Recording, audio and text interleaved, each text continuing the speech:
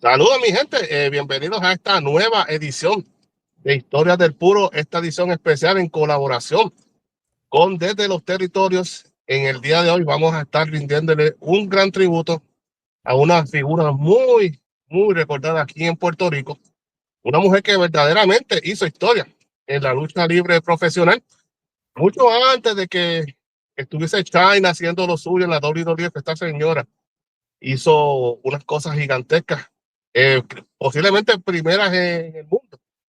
Y nos estamos refiriendo a la siempre recordada Monster Reaper. Y para acompañarme en este episodio, y antes de comenzar, quiero disculparme, estoy un poquito acatarrado. Si me oigo mal durante la transmisión, mis disculpas.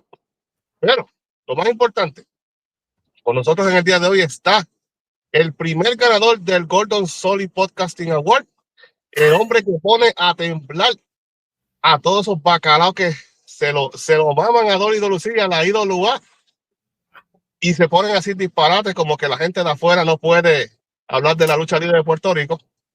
Así que mala suerte para ustedes. Con nosotros y con mucho placer les presento al Caveman, Luis Cuevas. Luis, ¿cómo te encuentras en el día de hoy? Saludos, estoy contando los días para irme de vacaciones y desaparecerme de todo el internet y no tener que escuchar estupideces en internet de alguna gente. Pero todo bien, mi hermano, todo bien. Contento de aquí de hablar de Monster Reaper. Me pusiste a meterme por el rabbit hole para encontrar información y la verdad que es una carrera corta pero increíble. Sí. Oye, pero antes de irte de vacaciones, escríbete una columna calientita para que dejes a todo el mundo. No. Ya. Es una vez por mes, así para que sí, no. Yo estoy tranquilo, ya hice ya se dijo lo que se tenía que decir y ya para qué dejarlo quieto. Mejor así. Mira, Luis, antes de comenzar hablando de la Monster Reaper, ¿cuándo fue la primera vez que tú viste a la cueva, que también con su nombre de pila conocida como Ronda Sin? Pues la primera vez que la vi fue aquí en Puerto Rico, para serte sincero, porque para ese tiempo no recibíamos Stampede Wrestling en la isla. Había escuchado un poco de ella en las revistas, ¿no? Pero para ese tiempo la cobertura de las revistas en cuanto a lucha libre de mujeres japonesas, pues no era tan prominente, ¿no? No fue hasta cuando salió pues el run de Wendy Richter que empezó, pues tú sabes, la cobertura en los 80 mayormente, ¿no? Anteriormente a eso, pues sí, Moolah y Mildred Burke y eso, pero eso para ese tiempo, para el tiempo en que ella debutó, cuando la trajeron para Wendy Richter, a mediados de los 80 fue que vine a aprender un poquito de ella, o a verla por primera vez. En mi caso fue igual, y no solamente eso, es el hecho de ver una luchadora como ella, que era totalmente distinta a todas las luchadoras que habían venido a Puerto Rico. Porque si tú, pues, de más atrás, las luchadoras que venían a Puerto Rico básicamente estaban todas cortadas con la misma tijera en cuanto a físico, estatura, habilidad y todo ese tipo de cosas. Y de momento tú ves a la Monster Reaper y ves algo totalmente distinto a lo que ya tú estabas acostumbrado a ver. Y en parte se debió a que, para aquellos que no sepan, en Estados Unidos la lucha libre femenina estaba controlada por Fabulosa Moolah. Y básicamente si tú no eras una luchadora de Moolah, pues básicamente eras considerada como una outlaw o una luchadora, ¿verdad? Pues que no pertenecía a nada, y te miraban mal. So, Monster Reaper pues no era de Moolah, ¿no? Básicamente, y cuando lleguemos a ese feudo de Wendy Richter y Fabulosa y Monster Reaper, vamos a entender qué concesiones se tuvieron que hacer, ¿no? Que se iba a hacer en WWE primero y luego cuando llegó a Puerto Rico, pero básicamente eso, tenías una luchadora con un totalmente diferente estilo, pues a las lenánicas, a las luchadoras que pertenecían a Moolah de aquel tiempo, eso la hizo más especial aún. Sí, y que básicamente Monster Reaper, ¿verdad?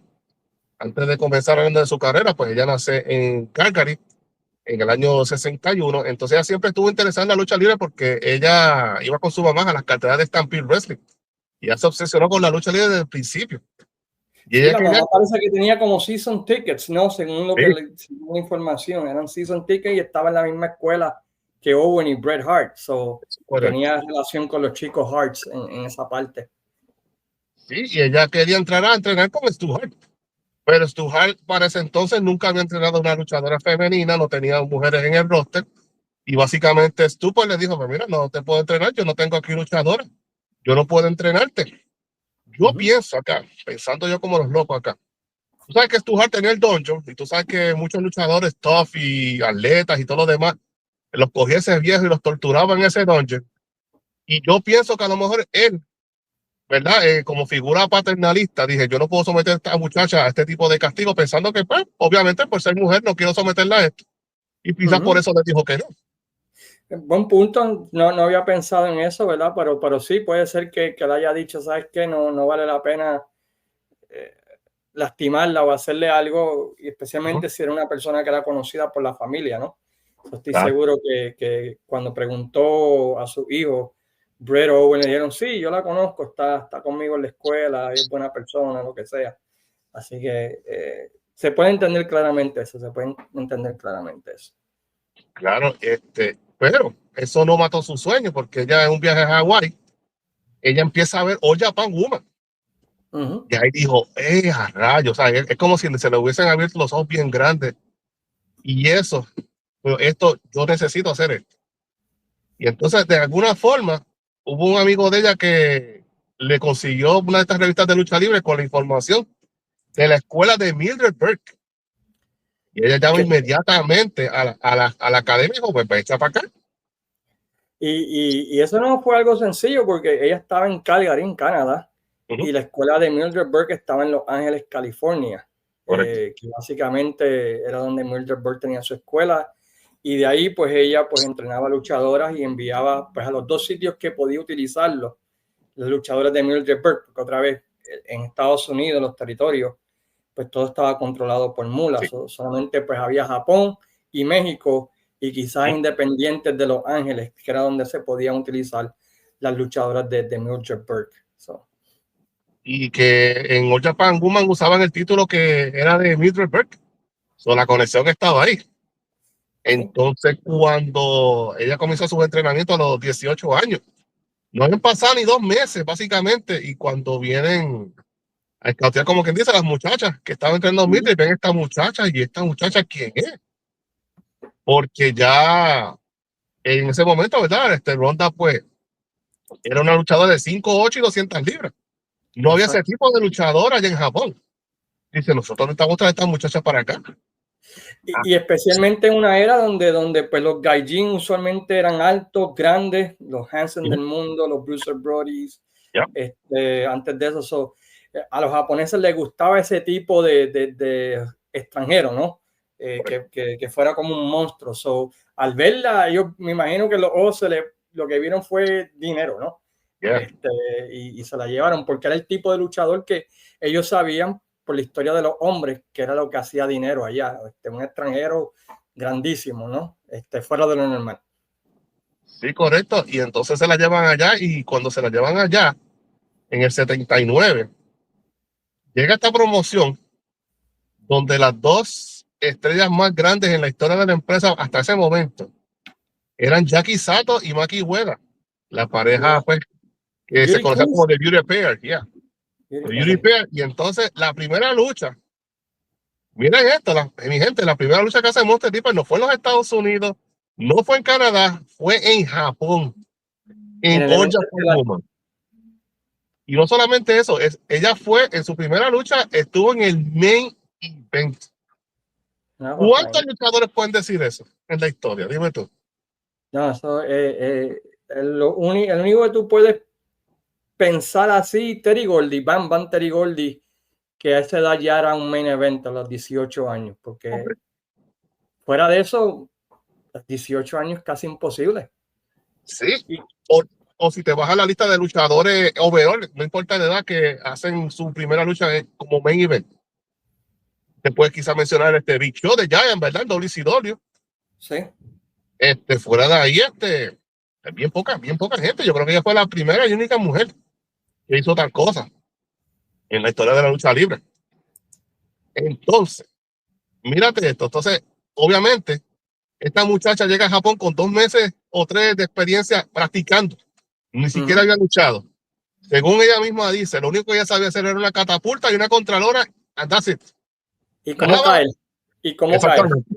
Ya. Entonces, está cañón porque tú llegas, eres extranjera, eres novata, nunca has hecho una lucha y ya te tienen en el main event y tú tienes ese montón de muchachas en esa empresa que están fastidiándose para llegar a esa posición y viene esta mujer de la nada, rookie, 18 años, del extranjero y pan, la ponen en el main event y eso causó resentimiento en la, ¿verdad? Entre el roster de la empresa. Exacto, y ella menciona en una entrevista que hizo con Slam Wrestling, ¿no? De que estaban tomando mucha ventaja en contra de ella. Y ella, por el respeto, ¿verdad? Pues se dejaba pues, que tomaran libertades en contra de ella, ¿no? Hasta que finalmente pues llegó uno que no tenía miedo de pelear, ¿no? Y Dynamite Kid y le dio un consejo bastante chévere. Sí, básicamente ella la estaban bulleando y ella tuvo que acudir a un bully en la vida real para que la aconsejara. Dynamite Kid, que le dijo, mija, si te dan una, dale 2.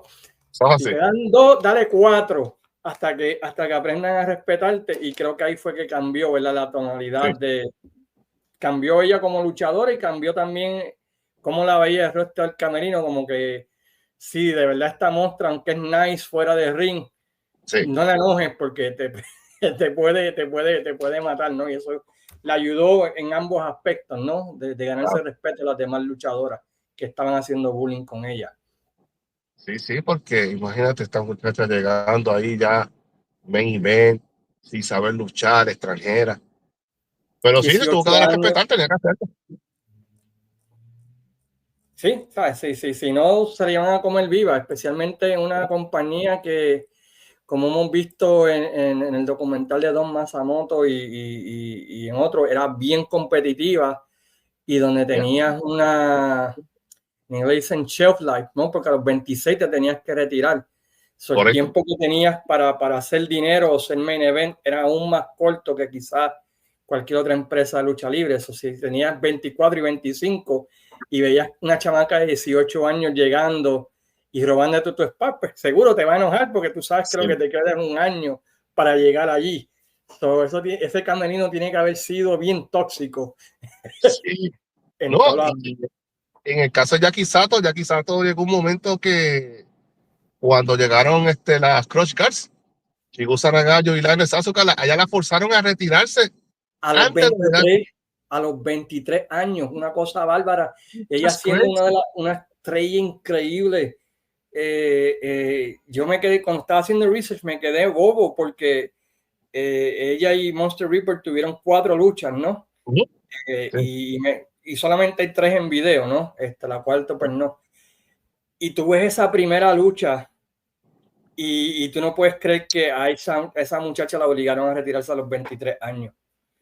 No, que una muchacha que ella fue, mira, para que tengan unida mi gente, Jackie Sato fue la primera junto a Maki Ueda, ese dúo de Beauty Pair, fueron las primeras luchadoras en la historia ¿verdad? De Joshi Wrestling, que ellas como que pasaron a lo que es el campo artístico. Ella era luchadora, al mainstream, ya, ella era luchadora, ellas grabaron discos, inclusive Jackie Sato tuvo su propio programa de televisión. De eso estamos hablando, de una mega estrella en todo el sentido de la palabra.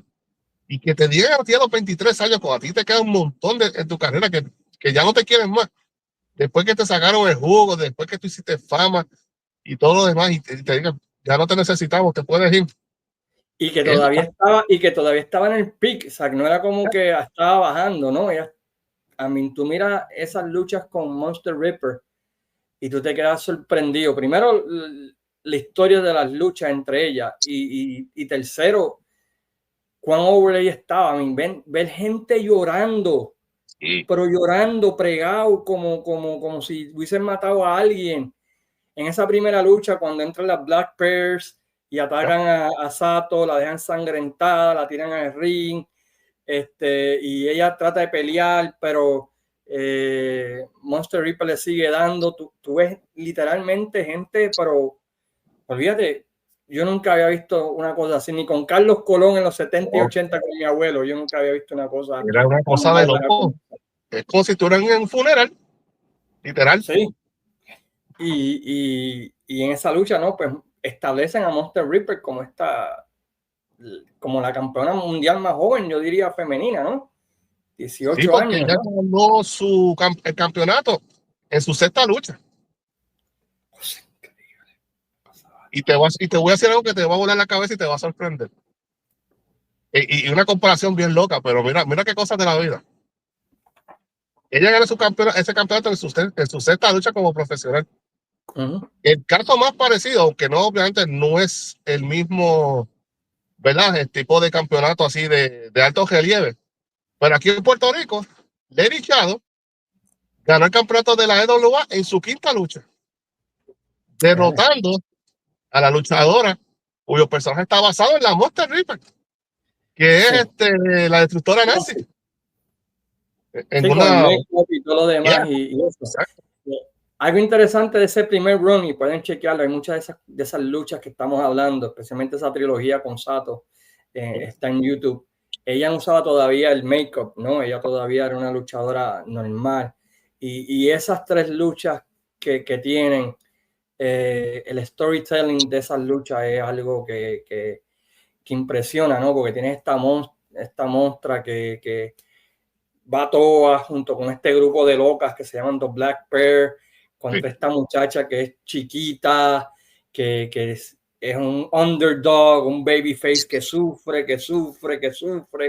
y cuando hace el comeback, aquello se lleva a toda esta gente con ella, son 20,000 o lo que sea que había en esa cancha con ella, y la vibra que hay en esa lucha es impactante y te demuestra lo que hace un buen babyface, ¿no? En el caso de Sato, no sé si tú estás de acuerdo conmigo. Sí, ¿no? Definitivo. Y uno, pues, dice, wow, ¿cómo es posible, verdad? Que después de un feudo así, después de esa era tan brutal, y después entrando en ese momento también, Jaguar Yokota a la empresa. Y Que es hace que la que reemplaza a Sato como la figura, ¿verdad? Exactamente. Y aunque ella era una luchadora fantástica y fenomenal, pero es que tú dices, wow, pero ¿cómo es posible que esta muchacha que hasta hace poco estaba haciendo tanto dinero, tú la fuerzas a retirarse? O sea, una empresa sin escrúpulos de ninguna clase. Sí, ellos pensaban en el negocio. Tenemos Sí, esta, al extremo. sí, extrema, porque tú pensarías que tratarían quizá en algún momento de hacer una lucha en sueño entre Yokota y Sato, ¿no? Pero no, retírate porque tenemos esta nueva cara de la ¿No? empresa. Y eventualmente con Chigusa Nagayo y Laine Sasuke también, la misma Devi Masami. O sea, tenía feudos nítidos para todo hacer los próximos 3 años, que entonces ya a los 26, pues ya te tocaba irte. Y se iba, pero no, y esta lucha, muchas de estas luchas, te voy a ser sincero, yo nunca las había visto, las vi porque me dijiste del podcast y quería estar preparado para saber un poquito de Japón. Y el ride que me llevaron, wow, una cosa bárbara. Ese del 79 al 82, ese run de Ripper, altamente recomendado. No tienen ni que saber japonés para entenderlo, porque Sí. la historia de la lucha es bastante clara, ¿no? Monster Reaper es como Stan Hansen y Bruce Brody luchando, ¿verdad? Contra un Carlitos Colón, básicamente, ¿no? En términos de historia. Y funciona, ¿no? Sí, las emociones en esa arena son universales. Cualquier persona las entiende. Una cosa que tú no ves más que en esa empresa All Japan Woman, tú ves una cosa así tan dramática, tan expresiva, porque el grueso de la gente que iba a esas carteras eran chicas. Sí. Y eso era como si fuera un concierto de Menudo en los 80, una cosa de loco. Sí, es una vibra totalmente diferente a lo que tú puedas ver en cualquier otra empresa. Porque sí era jóvenes que vivían y morían, ¿verdad? Pues con las luchadoras y que realmente, ¿verdad? Pues llegaron a odiar a Monster Reaper de una manera increíble. Pero me pareció raro que ese feudo con Sato nunca tuvo una conclusión. Eso sí que me pareció interesante. ¿Sabes por qué o no? Pues mira, yo voy buscando los récords así, pues por lo menos ella en el 81 ya no luchó. Ella cuando regresó a All Japan Woman, ya Sato no estaba en la empresa. Ya sabía, pues la habían básicamente, como que dice, sacado, ¿verdad? Para afuera. Sí, Y sí, entonces, pues, y la tiran rápido claro, cuando ella regresa a la empresa, pues básicamente ya tiene una lucha, empieza con su feudo, pero con Yagua Yokota. Y ella como que poco a poco, después le hace el pase de batón a Don Matsumoto, a Bull Nakano cuando estaba comenzando. Pero en ese año 82 ella estuvo luchando más en Stampede y en México. Ahí es que estuvo en la UWA. Ya, exacto, en Cuatro Caminos, ¿no? Que lamentablemente pues no hay no hay televisión básicamente, solamente fotos y allá pues lucha bajo el nombre de la Monstra, ¿no? Sí. Y ahí conoce pues a la que llegó a ser una pareja de ella por cada vez que iba en los runs allá para México, ¿no? Que es la Briosa, que era una luchadora enmascarada, ¿no? Y llegan a formar una relación, ¿no? Por decirlo así, en cuanto a pareja, luchar juntas, porque luchan Cuatro Caminos y luego luchan, ¿verdad? En la AAA y con eso vamos a llegar más adelante. Pero es interesante, otra vez, y con Don Matsumoto ella tuvo un feudo 1-1 porque las luchas que encontré casi todas eran en pareja. Entiendo que ellas sí tuvieron un feudo, pero fue breve, pero mayormente, y los que vieron, ¿verdad? Y el que no la ha visto, que está esperando, el documental ¿verdad? De Netflix sobre Don Matsumoto, ellas mayormente estuvieron juntas. Ella pues sale, ¿verdad? El personaje de Monster Reaper sale en el documental, ¿verdad? En la miniserie. Pero tengo que sí tuvieron, pero fue bien breve. Mayormente estuvieron juntos. Y en México pues tuvo un feudo contra Irma y Lola González, ¿no? O sea, no conozco mucho de esas luchadoras, así que no sé si eran buenas o malas, pero tuvieron varias luchas, ¿verdad? Yo creo que a Lola, yo creo que esas dos en algunas ocasiones traían a Houston, en las cartas de Paul Bosch y en World Class. Sí, por la cercanía, ¿no? Por la cercanía que tenían con México, pero en realidad pues no puedo dar una opinión porque la realidad no conozco mucho de ellas como luchadoras, así que no puedo decir mucho, pero Lo que yo te puedo tuvieron un añadir juego bastante interesante. Lo que te puedo añadir que ese fue un nombre que sonó bastante de la lucha libre femenina mexicana durante los 80 y parte de los 90, esas dos chicas son. Sí. Básicamente, pues, ahí fue que Monster Reaper, pues, para el que se pregunte cómo rayos ella aprendió español, aunque sea mal hablado, pero lo aprendió en México. Y le dio una ventaja grande el hecho de que, bueno, cuando llega a Puerto Rico, vamos a hablar de eso, ¿no? Le dio una ventaja increíble el ella poder hablar español porque pues, la ayudó y me imagino que sabría un poquito de japonés también. Sí. El ser trilingüe, ¿no? Pues le ayudó a poder venderse, ¿no? Como luchadora y eso fue increíble. Pero es interesante, ¿no? Que tenía nombres diferentes, ¿no? En Japón era Monster Reaper, en México era la Monstra, aunque después llegó a ser Monster Reaper. Y en Canadá, cuando regresa Stampede, pues le cambian el nombre, ¿no? A Ronda Singh. Sí. Y en parte eso es debido pues a que la unieron con el rudo número 1 de Stampede, que en aquel tiempo era Gama Singh, como para decir que eran familia, ¿no? Y había un grupo que se llamaba el Karachi Vice, que peleaban contra Owen Hart, ¿no? Y en ese grupo pues estaba Steve Strong, estaba Ronda Singh, estaba Ron Stark, que es la famosa foto que hay por ahí, ¿no? Que sale Ron Stark con Monster Reaper, ¿no? Que está en Facebook y eso. Y allá pues tuvo una corrida también bastante buena, ¿no? Mayormente luchó allá con una luchadora que se llama Rosy Moreno. Ese fue su feudo principal en esa corrida del 84, del 83 y 84. Y según leí en Slam Wrestling, ella dice que esta parte de su carrera fue donde más fun tuvo luchando, lo cual es interesante, ¿no? Me imagino, pues, yo pienso que, pues, el profeta en su tierra, ¿no? Regresar, donde veías lucha libre de los 70, llegar allí y ver poder luchar en los mismos sitios que fuiste de fanática, ¿no? Tuvo que haber sido una cosa bastante chévere. Y que fue su primera campeona femenina en Stampede. Es correcto, es correcto. Básicamente se lo dieron porque ella había derrotado a Wendy Richter, que era, o había sido la campeona de la WWF, ya, pues ella le ganó a Wendy Richter, pues automáticamente te vamos a programar la primera campeona femenina de Stampede Wrestling.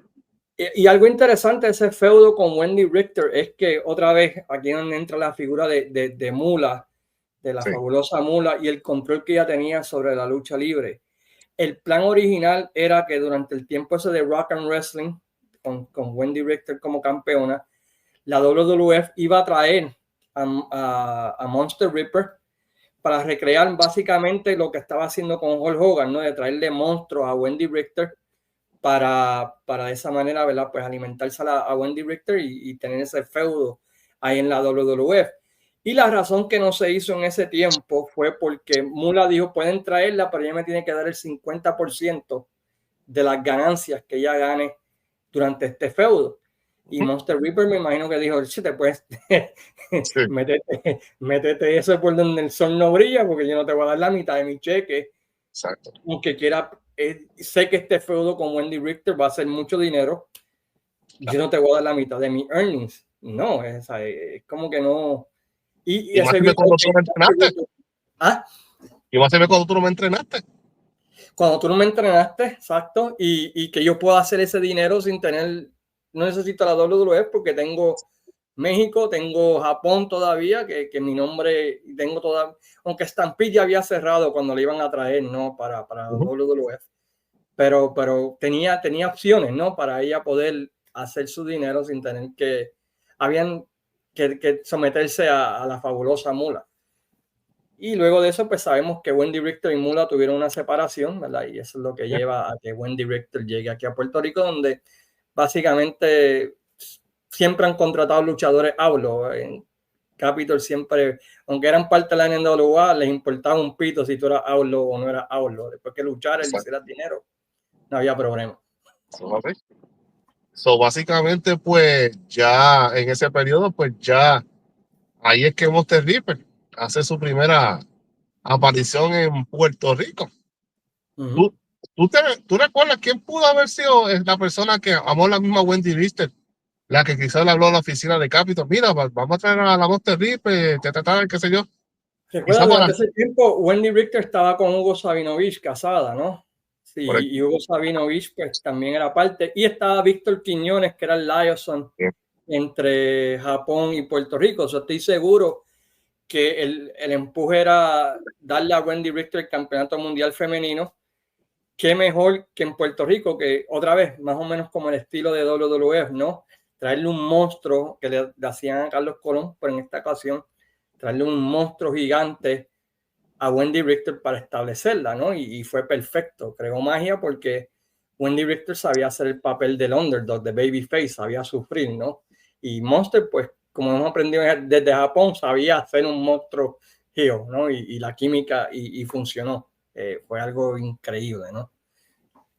Eso fue, ya ganó, la primera vez que ella vino a Capitol, fue específicamente, yo creo, para el torneo que se hizo, bueno, supuesto torneo, ¿verdad? Torneo. Exacto, para escoger la nueva campeona femenina, que esa fue la lucha que ya estuvieron en Trinidad y Tobago. Que sí, esa lucha está en YouTube y es increíble ver cuán lleno está ese estadio.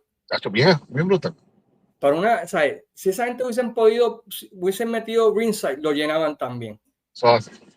El visual de todo el estadio lleno para ver, bueno, había más luchas, claro está, pero que la final fue ahí, wow, o sea, te impresiona, ¿no? Viéndolo con los ojos del 2025, como está la lucha hoy en día, y ver eso en Trinidad, que la WWC, algo de Puerto Rico, pudiera llenar un estadio así tan salvaje. Sí. Es bastante interesante, ¿no? Sí, y básicamente pues ahí comenzó la legendaria corrida de Monster Ripper en Puerto Rico. Se ganando el campeonato femenino en 5 ocasiones diferentes, desde el 87 al 91, pero obviamente pues se le recuerda más por su feudo con Wendy. Ahí básicamente también ella fue, ¿verdad? Manejadora. Hizo Esa, muchas cosas. esa luchita enjaulados que tienen en Cagua es Sí, bastante buena. Venden la historia aquí tienes este monstruo atacando y Wendy Richter tratando de escaparse. Esa historia, ¿verdad? Pues es bastante buena. Y la que tienen en Cataño también es bastante buena, que creo que fue la primera que tuvieron. sí. No sé si has visto esa, porque en esa lucha venden la historia. Aquí viene una luchadora que ustedes jamás y nunca han visto y coge a Wendy Richter en esa lucha y la mete al público, le jala, sabes, que venden la historia, establecen a Monster Reaper rápidamente como no como las luchadoras que han venido a Puerto Rico anteriormente. Esta no es Mula ni la India, ni la otra aquella, no, este es un monstruo totalmente diferente. Sí, porque antes vendían mucho el sex appeal. Que si desde Dallas Cowgirl, que si la princesa Victoria, que si Leilani Kai, que si aquella, que si la otra, y de vuelta tuve esta luchadora que le puede costar a un hombre y jaltar la galleta limpia. Y oh, espérate, esto es algo totalmente distinto a lo que hemos visto antes y definitivamente causó miedo, ¿verdad? La vendían como No sé esta si tú Godzilla, por piensas, decirlo así. no sé si tú piensas igual que yo, pero fue como el efecto que tuvo Brody en el lado masculino. Uh-huh. Ella yo creo que lo tuvo, no sé si viéndola ahora con otro ojo fue como ese efecto, ¿no? Ya Sí, la donde cuando salió. va a Puerto Rico en el 84. Sí, exacto. Aquí tienes una mujer parecida a él que Uh-huh. se hace lo que sea, pelea como macho, no tiene miedo a coger cantazo, dame que yo voy a seguir para adelante. ¿Sabes? Era algo totalmente diferente. Inclusive hoy en día todavía sería algo diferente. Yo creo que Sí, no hay una luchadora como ella actualmente. exacto. Que de ese vibe, ¿no? Esa vibra, ¿no?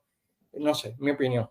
Sí, ¿no? Y que esta luchadora que aún cuando se acababa el combate seguía peleando y era imparable. Esa mujer no paraba nunca. Era una cosa. Amor, quizá Wendy ganaba la lucha por DQ, con todo fuera, qué sé yo, pero esa mujer volvía y le caía encima a Wendy, ¿viste? Para recuperar el hit. Era imparable, definitivamente. Y establecieron el campeonato mundial femenino en aquel tiempo, ¿no? Lo establecieron bastante bien que llegó a ser main event en algunas carteleras, ¿no? De Puerto Rico, el feudo entre Wendy Richter y Monster Ripper llegó a ser estelarista en algunas carteleras, en algunos house shows. Así que lo establecieron como un título importante a los ojos de los fans y fue debido, ¿verdad? Pues a que las dos se dieron como macho, por decirlo así, ¿no? Y que Wendy Richter, pues, otra vez, a pesar del idioma, sabía venderse como una babyface, ¿no? Bastante bien, no sé. ¿Tú piensas que esa corrida que tuvo Monster River con el campeonato femenino fue, yo creo que el mejor momento que ese campeonato tuvo en la historia de WWE? ¿Qué parte? ¿El del 87 o más adelante? Básicamente, vamos a decir de esta manera, Monster Reaper fue ha sido la mejor campeona femenina que ha tenido WWE en toda su historia. Oh, de eso estamos de acuerdo, después de eso, pues, regresa a Stampede, ¿no? Y Sí. tiene ahí una corrida con la nueva versión de Stampede Wrestling. Luego vuelve a México y luego regresa a Puerto Rico en el 90, ¿no? Y otra Sí, vez, pues, en esta ocasión viene más como manejadora, aunque empieza también a luchar. Y creo que gana el título de Candy Divine, ¿no? correcto. En aniversario. Y esa parte del título, esa corrida, a mí me gusta por lo que ella hace con Sacha. Sí, Porque, pues, claro está, ya está manejando, pues, creo que era Eric Embry y Rick Valentine, ¿no? Era en ese correcto. tiempo. Eso hace. Y los supermédicos pues traen a Sacha, que no la habíamos visto en varios años, que no es Sí. luchadora.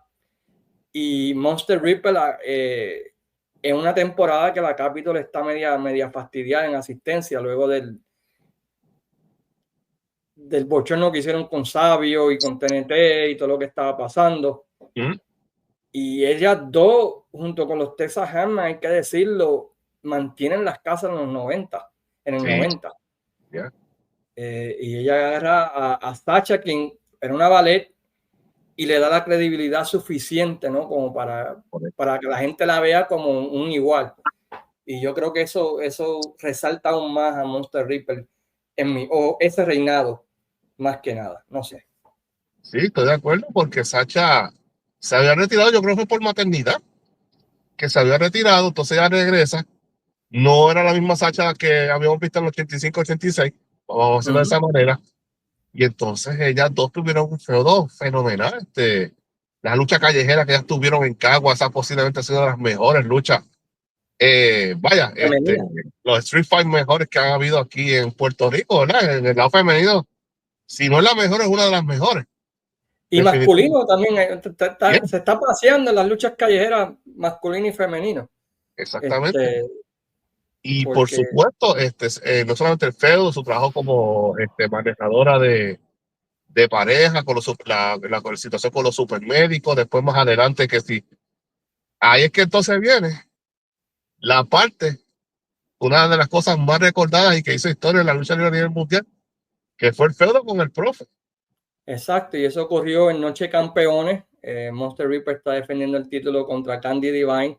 El profe la acompaña a ringside, ¿verdad? Y empieza a asesorarla, que si esto y lo otro, y en la parte final, pues el profe se sube como todos los manejadores, ¿no? Candy Divine trata de dar una bofetada, el profe la agarra para que Monster Ripper le dé, se sale, Monster Ripper le da al profe, Candy Divine, ¿verdad? Pues plancha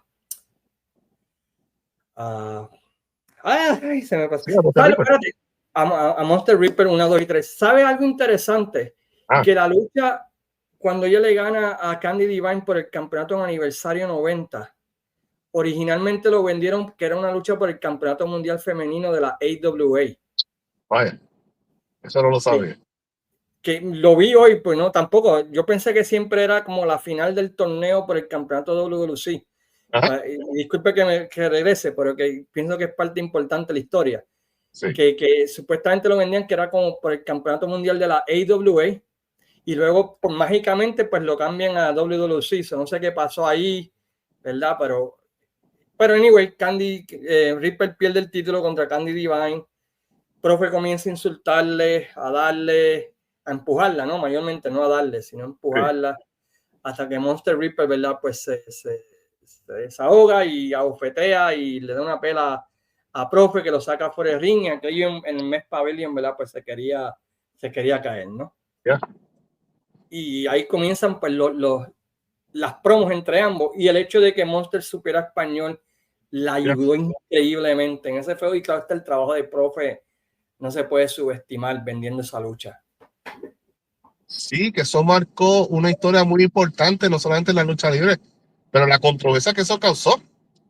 Porque yo recuerdo al sol de hoy, inclusive ese feudo llegó hasta inclusive programas de televisión de alto rating como Carmen Jovet y su programa controversial. Ellos, inclusive me acuerdo, perfectamente me recuerdo que ellos trajeron de invitados al profe, a la Monster Ripper, y trajeron y yo me acuerdo el debate entre el público de que porque un hombre tiene que estar luchando con una mujer y qué sé yo qué, y todo ese tipo de cosas. Eso fue un tema del que se habló largo y tendido, y fue una de las razones porque aniversario 91 tuve ese estadio Luque, estaba empaquetado. Exacto, que aunque técnicamente no fue el evento estelar, fue la lucha que la gente fue a ver. Claro. Porque todo el mundo quería ver la curiosidad, ¿no? Desde el hombre contra mujer y se llenó y profe, pues con el ramo de flores, ¿no? Que entrando al ring y todo lo que pasó en esa lucha es contar una historia, ¿no? Sí. Esa lucha es perfecta, ¿no? De que tú no necesitas hacer lucha de 5 estrellas para meterte al público al bolsillo, ¿no? Una buena historia y un payoff, que es lo que la gente quería ver y se lo dieron, ¿no? Fue fantástico esa lucha. No, y si lo vemos desde el punto de vista sociológico, eso es como ahora se usa mucho, que si el Woman Empowerment, por decirlo de esa manera, pero ya Puerto Rico se estaba haciendo a principios de los 90. Eso como que también le dio, ¿verdad? Ese ¿sabes? Llegó al punto de vista que, mira, las mujeres son tan buenos como los hombres en estas disciplinas deportivas. Y de verdad que estos dos hicieron algo pues histórico y es increíble como fíjate que se habla mucho de la carrera de la Monster Ripper y obvian este detalle. Y esto quizás es una de las cosas, si no es la parte más importante de su carrera. Recuerdo, yo creo que eso tiene que ver mucho, no sé si sé que la viste, la entrevista con Matt Farmer que hablamos, de que muchas personas de afuera, luego que sucedió aquello, Sí. pues no querían darle las flores a Puerto Rico, ¿no? Entonces, Que no querían admitir que Puerto Rico todavía, después de ese incidente, todavía tenía sus casas llenas, que metían gente y que se hacía buena lucha. Que ese es el mito más grande en la historia de la lucha libre puertorriqueña, que después del 88 aquí la lucha libre se cayó. No, mentira. Chequense en ese aniversario 91 para que ustedes vean cómo Profe y Monster Ripper pusieron a gozar a esa gente ahí y estaba súper lleno. No querían darle flores y todavía hasta el día de hoy hay mucha gente de afuera que no quiere darle las flores a Puerto Rico como después del 88 como un buen territorio, ¿me entiendes? correcto, sí. Y se probó ahí. A mí lo más que me gustó de eso fue lo que hizo Capitol después, porque ellos se dieron cuenta de que Monster Ripper como face no funcionaba mucho. Sí. O sea, que la gente no iba a comprar, que podían comprarlo por un periodo corto de tiempo. Correcto. Pero no como algunos luchadores que duran 5 o 6 años, ¿verdad? De técnico después de Rudo. Ella no era ese tipo de personaje y poco a poco lo incorporaron para lo que fue uno de los mejores turns en la historia de la lucha libre de Puerto Rico, ¿no? La pusieron de manejadora con el Caribbean Express. Exacto. Sí, allá se convirtió como si fuera el diablito en el hombro de Huracán Castillo, básicamente. Y ahí cuando se da el turn, ella fue la que estaba, como quien dice, asesorándolo. Pero yo creo que fue para ese momento que ella se fue de Puerto Rico. Un poquito más después. Ella tuvo un tiempito porque encontré un par de luchas con Amarilis, que me imagino que era la ballet del Bronco, ¿no? Correcto, sí. Ella tuvo un par de luchas, tuvo otra lucha con Candy Divine que encontré más o menos del 91, 92. Y después, para mi sorpresa, vi que luchó en la AWF. Sí, con Misty Blue, si no me equivoco. Contra Misty Blue, que ya no era la Misty Blue que uno se recordaba, ¿verdad? De la NWE. Y la lucha pues no fue la gran cosa, ¿no? Pero es que Misty Blue tampoco fue de las mejores luchadoras del mundo, ¿no? Para serte sincero, pero sí. Y luego de eso pues ella sí se va de Puerto Rico y se va a luchar, la verdad, pues a AAA, básicamente donde hace pues el famoso grupo de verdad de las Nasty Girls, ¿verdad? Junto a la Monstra Inestalí, y tiene un feudito ahí bastante chévere, ¿verdad? Pues contra las roqueras que componía pues Marta Villalobos, Wendy y la Pantera Sureña, y tuvieron una buena corrida ahí en la AAA en ese 93, 94 más o menos, en el pico, ¿verdad? Desde 92 al 94, que fue el pico más grande de AAA, ¿no? Original, ¿no? Sí. Y luego de eso, ¿verdad? Pues la carrera se le daña. Sí, porque ahí es que llega ella también hizo una última corrida en Japón. Básicamente ella básicamente tuvo un par de feudos allá con Ayacón. Básicamente, pues, tuvieron una lucha bastante interesante. Una lucha que básicamente se convirtió en una lucha callejera. Y básicamente fue como ella, pues, también echándole la bendición a Ayacón, que era una luchadora que estaba, pues, con poco tiempo, ¿verdad? Ya era reconocida, pero básicamente fue como si fuera el pase de batón, por decirlo de esa manera, y esa fue su última vez en Japón. Durante ese tiempo, ¿también tuvo un feudo con Bull Nakano o eso fue antes? Sí, también estuvo un feudo contra Bull Nakano, correcto. Y básicamente lo mismo, el pasar la antorcha Sí, en ese tiempo ya tú tenías bastantes extranjeras. Y, o sea, un roster bastante bien empaquetado. Tenías a Londra Blaze también trabajando allá. Y los de las locales estaba bastante bien, que realmente no necesitaban tanto a ese monstruo. No, exacto. Porque ya tú tenías a Burnacano y tenías a Yacón. Realmente ya estaría sobrando. Sí. A menos que sirviera como el diablito en el hombro de alguien, ¿no? Con básicamente el mismo. Exactamente. Y yo me pregunto qué fue lo que llevó a que brincara la AWF, ¿no?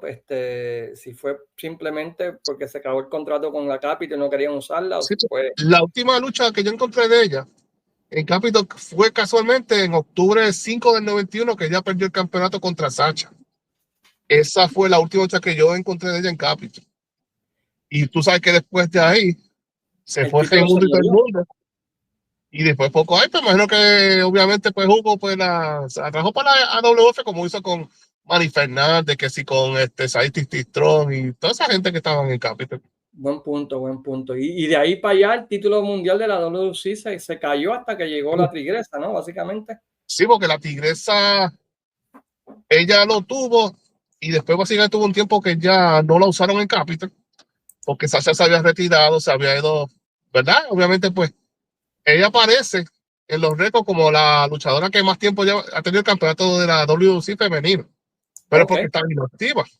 Sí, Y sí. también se cogió un caso de drogas que estuvo presa también. So, ella Ah, no no, vino a aparecer en la empresa como hasta el 98, creo que fue.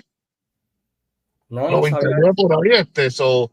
Ella aparece con una cantidad de mil y pico de días, 1700 y pico de días como campeón de Pero era porque estaba inactivo, no era porque Sí, era exacto. campeón del No porque la campeonato. estaba defendiendo ya por el estilo, porque realmente no lo estaban usando en ese momento. So, básicamente el campeonato estaba inactivo.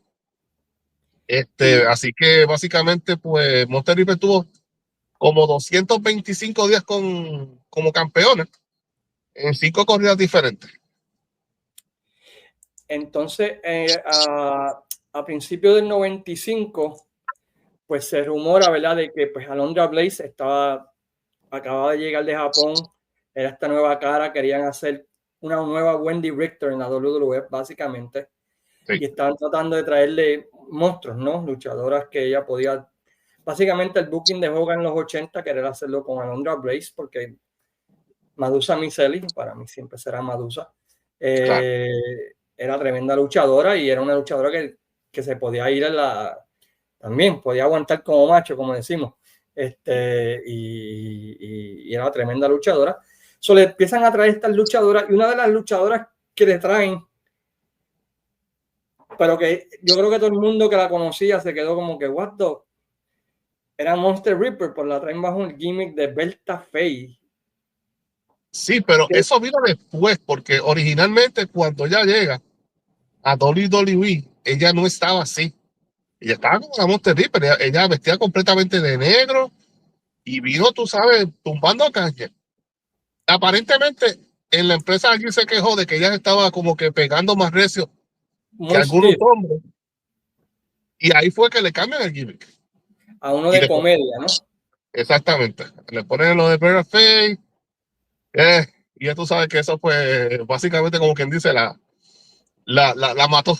La mató bastante. Es como tú ponerle una versión de Red Rooster a una mujer, básicamente. Uh-huh. Y eso fue lo que la chavó. Ella Y nunca estuvo aunque, contenta con su personaje. pero ella ganó el título, ¿verdad?, mundial Sí, femenino en correcto. SummerSlam y luego pues lo perdió nuevamente frente a Alundra Blaze en un Monday Night Raw, ¿no? Y pues y luego de eso pues básicamente pues sin pena y sin gloria, por decirlo así, ¿no? Ella Eh, estuvo en el Survivor Series también del año 95. Que estaba Era Japón. Asuka, ¿no? Azuka o Yeah. Lioness y Watanabe, ¿qué se llama? Sí, Watanabe, sí.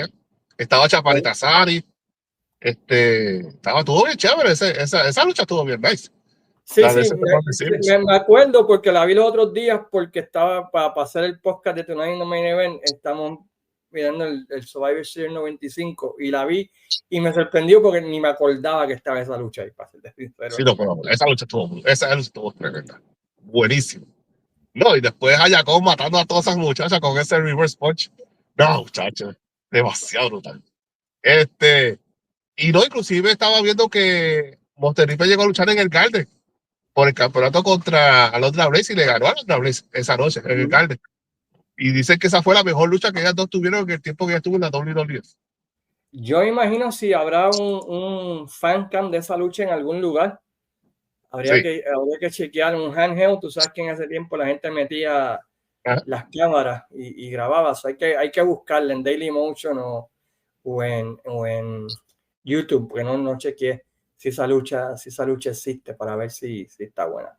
Pero en papel esa debió haber sido un mucho mejor feudo de lo que hicieron. Un poco otra vez, Vince nunca entendió la lucha libre japonesa ni todas esas Otra cosas. cosa que yo estaba viendo en el research y que estuvo bien loco fue, aparentemente había planes, cuando ella ataca a Madusa, que básicamente le rompe la nariz, qué sé yo. Lo que pasa es que supuestamente el plan era que iba a estar tiempo fuera, porque ella se iba a hacer unos implantes y se iba a arreglar la nariz. Entonces ella iba a empezar un feudo, pero era con Bull Nakano. Sí. En la WWF y da la mala pata que Bull Nakano salió positiva a cocaína. Y pues, tuvieron que básicamente traerse a Londra Brace para atrás. De nuevo, tú sabes, pues, y lamentablemente, pues, por ir para abajo siguió la cosa. Y es increíble. Ajá, sí. No, pues, que es una pena que no, esa corrida con la WWF, pues la original que se podía dar en un momento peak, ¿no? Que la hubiesen establecido como una leyenda, no se dio por mula. Y la segunda, pues, por ese tipo de cosas, ¿no? Alguien dio cocaína, aquella se lastimó, las otras se quejaban, de que pues daba muy duro, pues que nunca pudo brillar como debió haber brillado en la WWF, ¿no? Y que cuando llega a la WWF oficialmente ya tenía 15 años de carrera. Ese cuerpo estaba bien golpeado, lesiones y todo demás, y no ibas a ver la mejor versión de ella tampoco. Por el estilo que luchaba, ¿no? Porque claro, era diferente. Es interesante que allá la comparan con Terry Gordy, puedes entender por qué, ¿no? Estrellas súper jóvenes, dotados, reciben el push a temprana edad, son unos monstruos y por lecciones y por otras cosas, ¿no? Cuando llegan a donde debe ser el prime de ellos, que es los 30 y pico, 40, sí, ya no, el cuerpo ya no aguanta igual, ¿no? Y que los dos murieron a la misma edad y en el mismo año. Sí, 40 años, ¿no? ¿Y qué es lo que? Y con 11 días de diferencia uno del otro. ¿Qué lo que era, no? Es lo que... Cuando te pones a pensar en ese tipo de cosas, dos pródigos, ¿no? De la lucha libre y terminó su carrera tan joven. Sí. Y para cuando llegó a WCW, llegó en el momento equivocado. Es correcto.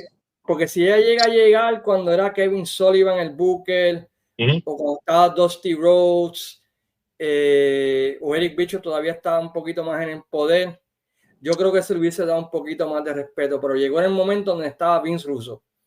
Sí, man. Sí, porque cuando estaba Kevin Sullivan, tú tenías a Akira Okuto, tenías la misma Bull Nakano, tenías a Meiko Satomura, o sea, tenías unas duras de verdad. Había un respeto más a la lucha libre femenina. Sí, definitivo.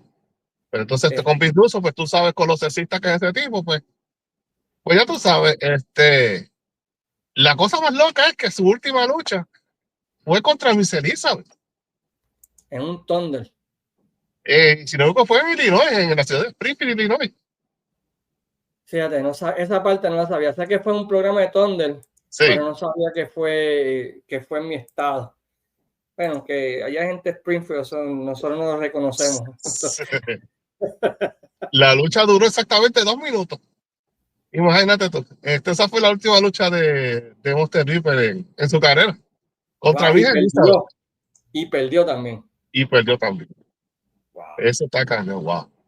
Y pues después de ahí, lamentablemente, pues, de hecho, tengo que recalcar también, Monster Reaper fue reconocida por el Hall of Fame de All Japan Woman en el año 1998.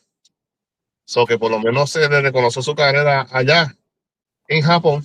Y es una cosa que siempre ha estado siempre bien curiosa es, todo el mundo habla bien de Harvey Whippleman, que es tremendo tipo, tremenda persona, super cool, y lo mismo dice de la Monster Reaper, que era un pan de Dios bien chévere, y sin embargo, ellos dos nunca se llevaron bien. Fíjate qué cosa. Es que sí, porque hay fotos de ella fuera de ring que se ve que dicen que era un pan de Dios, ¿no? Sí, Y quizá eran demasiado buenos los dos y se cansaron los dos de sí. ser buenos y se cansan, no sé. Y Inclusive quizás también yo creo que también tiene que ver mucho, quizás ella misma estaba en un mal momento al verse en ese sí, personaje sí, y tener que lidiar con este tipo, pues como que quizá ya pensando, coño, yo hice todo esto en mi carrera y aquí estoy haciendo un papel cómico, ¿no? En vez de eso no sé. sí, me tiene No sé. como una ridícula hillbilly o qué sé yo. Sí. Para una carrera increíble, la Sí, verdad que es una carrera bárbara, bárbara, bárbara, bárbara. Hasta sí, el pues, 95 es una cosa increíble y una gran influencia, ¿no? Yo creo, yo diría, no sé, ¿qué piensas tú? sí, definitivamente. Bueno, mira, Nancy básicamente, Nancy está hecha, básicamente, que era la Monster River, todavía son de hoy, la pintura, la vestimenta. Básicamente tú estás viendo la versión criolla de la Monster River. La versión más cerca que yo he visto a alguien fue Nancy en una lucha callejera que tuvo en la World Wrestling League. No sé si te acuerdas de esa Ah, lucha. En una lucha callejera que tuvo. Estoy tratando de acordar con quién fue para darle las flores, porque esa lucha estuvo en la madre. Y fue lo más cercano que yo he visto a la lucha de Richard perdón, a la lucha de Monster Ripper con Sacha, Sacha. ¿no fue Eh, contra Black Rose? no estoy seguro. No, no creo que fue con Black. Ella estaba en la liga, en la World Wrestling League. ¿O fue Pues con Genesis? no estoy seguro, fíjate, tendría que chequear. Tendría que verlo y discúlpenme, ¿verdad? Y discúlpenme a la otra luchadora que se me olvidó el nombre. Sí, Pero esa lucha callejera estuvo buena, que pelearon por todo, por toda la cancha y fue con Nancy. Y esa fue la única vez que me dio el flashback de coño, están haciendo como un homage a la lucha de Cowan, ¿no? Pero se me olvidó ahora, se me olvidó la fecha y se me olvidó sí. la lucha, pero me acuerdo de esa lucha. ¿Tu lucha favorita de ella? Si fuera a Wow. escoger una. O dame tu top 3. Por lo menos, fíjate, yo que estoy más familiarizado con lo que ella hizo en Puerto Rico, ¿no? Definitivamente esa lucha que tuvo con Wendy, ese feudo, la lucha que tuvo en Cataño, la que tuvo en Caguas de Jaula, y esa lucha callejera que tuvo con Sacha, y por supuesto, lo del profe, que eso fue algo que se fue la primera vez en el mundo, porque que tú y yo sepamos, nunca se había hecho una lucha entre hombre y mujer en ninguna empresa a nivel mundial, y se No, hizo en eso Puerto no sé, Rico. no, no. Hasta el día de hoy no se ve bien en muchos sitios, ¿sabes? No se ve Es bien correcto. y hay Sí, una. todavía se saca el intergender wrestling, como que dice, pero obviamente salió bien porque tenía una historia que funcionó, que trajo Una las marcas historia y era y, pionera. y que no era un Carlos Colón o no era un Ya, Invader, era un manejador. exacto. Bueno, sí hubo una antes de eso, Baby Doll contra Jim Cornette, Ah, bueno, pero esas luchas se dieron casi siempre luchas de de trío, pareja, ¿verdad? de Ya, pareja y en Six Man. Pero esa es correcto. la única otra que se me viene a la mente entre un hombre y una mujer anteriormente a eso. Sí. No, otra vez Jim Cornette con Sunshine. Ya sigo recordándome. Pero igualmente, ¿no? No fue uno contra uno, ¿verdad? No en pareja, pero primer uno Correcto. contra uno fue Sacha con Profe, Profe. exacto. Pero hombre y Exacto. mujer, esa fue la primera. Pero otra vez funcionó porque Profe era un manejador. Ya, Y la gente lo puede comprar un poquito mejor, igual que comprar uno de Jim Cornette. Si llega a ser un Dusty Rose o un Huracán Castillo, un Miguelito, yo creo que la gente hubiese dicho, uff, como que no sé, pero como era profe, era manejador, ok, pues está bastante even, ¿no? Aunque el profe sí, era también un buen luchador, ¿no? claro, ¿no? Y que en ese Pero momento, a cuando los ojos de la gente, ¿no? él era el Era un único amo. manejador y todo el hit lo tenía él, porque Sí. no solamente pues con lo que él estaba haciendo con los Texas Hackman y por todas las otras cosas que llevaba haciendo en los últimos meses, más los ataques vaya, a la misma Monster Reaper, insultándola y atacándola, y diciéndole todo un poco, tú sabes, y obviamente pues, Todos los sábados en televisión con el programa con Hugo tirando fuego, ¿sabes? sí, Había que darle el merecido, por eso yo creo que fue que compró. Para mí, mis luchas favoritas con la del profe, esa lucha me tripea otra vez por la historia. La callejera con Sacha. Y como nunca la había visto y la vi ahora y me encantó, la primera con Sato. Con Jackie Sato. Sí. Esa lucha me encantó otra vez por todo lo que está envuelto, ¿no? Vienen estas dos y le ayudan a acostar la lucha, la gente llorando, Sato tratando todavía de pelear a pesar de que está todo jodida y Reaper no paraba y seguía atacándola, no sé, la historia es fantástica, ¿no? Esos son mis tres. Y que tú veas a Monster Ripper haciendo algo que no se veía bien en ese tipo de luchas, haciendo press slam. Sí. Bueno, su final era una movida que no hacían mujeres, ¿no? Que era Powerbomb, ¿no? En aquel tiempo. Oye, eso te iba a comentar, gracias por recordármelo, porque esa es otra cosa que ella y Terry Gordy tienen en común, que fueron los primeros luchadores en usar la Powerbomb, antes de que se le llamara la Powerbomb. Aunque supuestamente se dice que usted la inventó por accidente en una lucha, pero en los que empezaron a usarla comúnmente para terminar luchas fueron ellos dos. Ellos dos, como finisher. Ahí está, otra cosa más estrecha con Terry Gordy. Sí, correcto. Creepy, man, tacho. Creepy. Bien weird. Tremenda, sí, mano. Pero sí, mano, la verdad que la expresa de esa mujer es increíble. Yo creo que ella debe ser más reconocida. Yo no sé si fue saltada al Wrestling Observer Hall of Fame, para ser honesto, pero yo creo que ella definitivamente merece que se le reconozca más, porque hacer todo lo que esa mujer hizo, debutar en Japón, enfrentarse a las parejas más populares en la historia de All Japan Woman hasta ese momento, enfrentarse a Jackie Sato, que era la máxima estrella, ganarle el campeonato en su sexta lucha, más todo lo que hizo en México, lo que hizo en Stampede, lo que hizo en Puerto Rico, lo que hizo en los Estados Unidos. No, mi hermano, esa carrera estuvo formidable, de verdad que sí. Pues está en el Hall of Fame de Japón y está en el Cauliflower Alley Club. Pero no está en el Observer. Pero otra vez, eso tiene que ver mucho con que no le quieren dar amor a Puerto Rico. Exacto.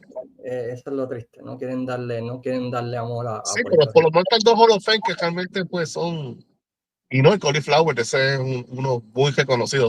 Por lo menos está en los que debe estar. Y definitivamente, pues, ella es. Todo el mundo habla que si de China, que si fue esto, que si fue lo otro, pero realmente esa mujer es una pionera, es una persona que realmente, pues, hizo cosas grandes, muy adelantada a su tiempo. Encontré una información aquí de lo que te dije de la lucha aniversario.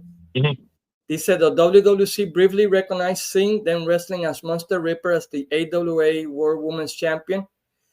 However, the AWA did not recognize Singh's title win. So, parece que no lo habían hablado con Vern y Vern no lo reconoció. Por eso fue que lo cambiaron.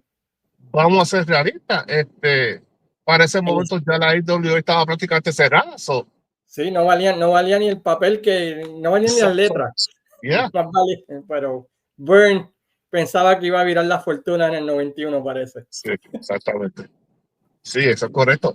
Pero wow.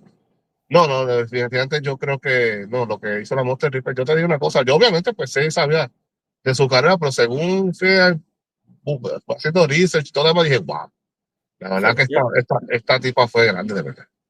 No, yo haciendo research para esto aprendí tanto de su corrida en Japón, especialmente esa del 79 al 82, que es una cosa bárbara. A mí, la primera lucha de cadenas de mujeres fue ella. Que yo tampoco sabía eso. No, ella hizo un montón de cosas que nunca se habían hecho en la lucha libre femenina. Y tristemente, ¿verdad? Pues como trataron de hacer con Mildred Burke, están tratando de borrar su legado. Sí, definitivamente, pero aquí por lo menos se le sigue recordando y yo sé que es como todo, a veces en la vida, cuando más pasa el tiempo desde que tú no estás, ahí te valoran y te recuerdan mejor y revisan la historia y por lo menos contra esta mujer fue una dura de verdad, tú sabes. Pero sí, definitivamente, pues espero que este episodio pues le haya hecho justicia, ¿verdad? Al legado de Monster Ripper, para los que no conozcan, ¿verdad? La importancia, el impacto que ella causó no solamente en Puerto Rico, sino a nivel mundial. Así que Luis, yo te agradezco por haberme acompañado en ¿verdad? Este recorrido por la carrera de la gran Monster River. Gracias a ti por invitarme, aprendí un montón y eso es lo bonito de todo esto, mano, que todos los días puedes aprender y descubrir cosas que no sabías. Te agradezco a ti un montón porque pude aprender un par de cosas que tú sabes que me ayudan a meterme en rabbit hole y aprender un poquito más, ¿verdad? De lo que fue ese periodo de tiempo de All Japan Women, que sinceramente no conozco tanto. Mira, pues dinos qué es lo próximo que viene por ahí en ¿verdad? Tu plataforma antes que te escapes de vacaciones. Pues lo voy a tener, bueno, para cuando salga esto ya habrá salido, ¿verdad? Pues la información que encontré de Carlos Colón y Víctor Llovica metiéndole en las manos, ¿verdad? A Jumping Joe Frazier, ¿no? Sí. Ya habrá salido el podcast hablando, ¿verdad? Del 5º aniversario del podcast y hablando, ¿verdad? Pues de lo que fue, ¿de qué fue que yo hablé con? De las carteleras de aniversario del 74 al 82 que pudieron haber sido carteleras de aniversario. Ese fue el podcast que salió, ¿verdad? El pasado miércoles. Y el próximo miércoles, pues básicamente vamos a estar hablando acerca del año 1995 de la World Championship Wrestling, que me lo han pedido un montón. El debut de Nitro, el debut de Giant, el debut del Yeti. ¿Te acuerdas del Yeti ese? El famoso Yeti. Vamos a hablar de... Sí. Renegade. Yeah. La unión de New Japan con WCW que llevó un buen Starrcade. El turn de Ric Flair a Sting por Ben Mill, que fue un increíble turn. El año 95 va a ser el próximo miércoles. Pero entre hoy a ese miércoles no van a saber nada de mí. Muy bien. Disfruta esas vacaciones, muy merecidas. No, voy a ir a Nashville y voy a ver si puedo grabar en el Memorial Auditorium, que fue donde Ric Flair derrotó a Ricky Steamboat para ganar el campeonato mundial en la famosa trilogía, donde fue su última lucha también, ¿no? Sí. Y donde pues Tennessee, también en el Municipal Auditorium, que fue donde pues nació la lucha sureña, ¿no? En el territorio Sí. del sur con los Gulas. En Nashville no fue la famosa lucha esa de 6 estrellas que Cornette habló en una ocasión, que él dice que fue la primera lucha 6 estrellas. Yo creo que fue en Nashville. Creo que fue, tengo que investigar, pero no me sorprendería. Creo que era un 5 contra 5, algo así, ¿no? Sí, si no me equivoco, sí. Sí, estaba Dundee, estaba Lawler. Estaba The Nightmares, estaba Dream Machine y todo este revolú hasta yo creo que Jimmy Hart se quedó a pelear con un fanático y un revolú, la policía se metió, una locura total.